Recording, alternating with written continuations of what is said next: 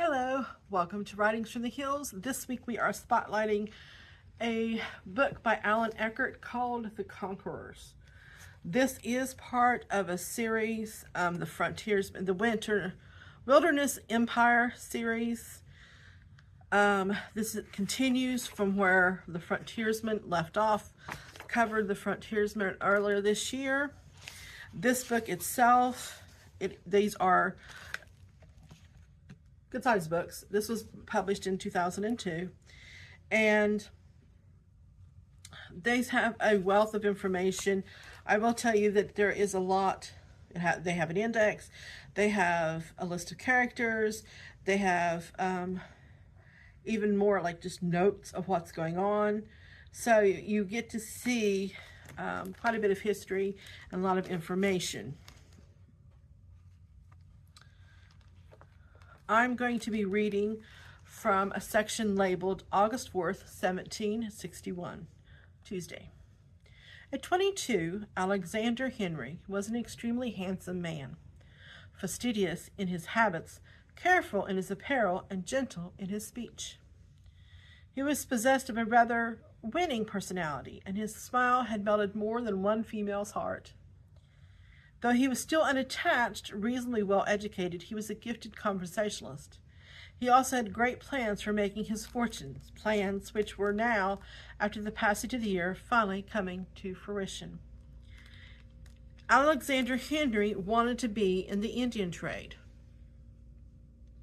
Ever since he had moved to this part of the Amherst Army last year down Lake Ontario to the advance of Montreal, his dream had grown stronger.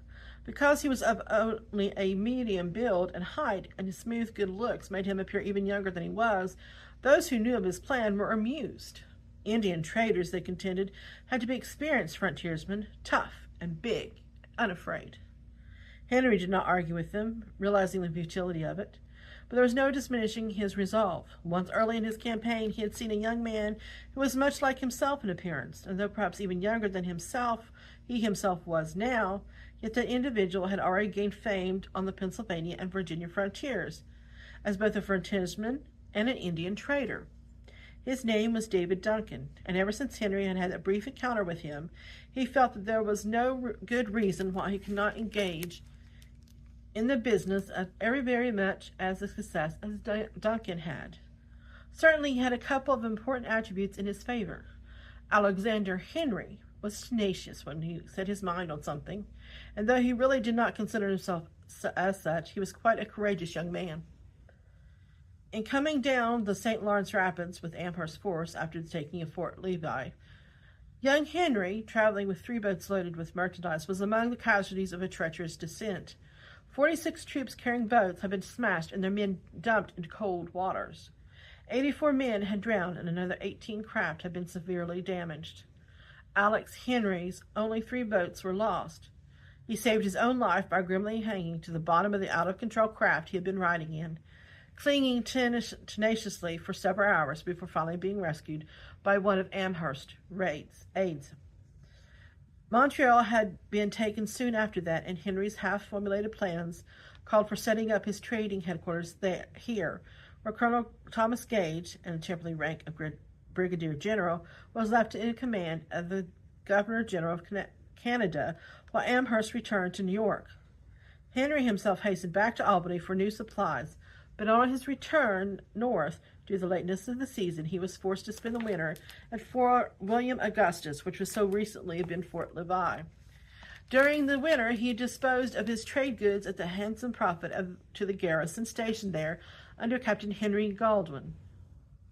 With the advent of spring, Henry had gone down to St. Lawrence to Montreal against the hope that now he would be able to procure more trade goods there. And it was this he was disappointed. Such goods were just not yet available, and so it meant another trip back to Albany. Well, that's just a very small section out of a very large book. It is Conquerors by Allan Eckert. This copy is in our genealogy department, but we do have a copy that circulates for downstairs, so you can check it out. Contact our your nearest location to request a copy, or you can go to our website and request a copy. I hope you enjoy this book, and I will see you next time.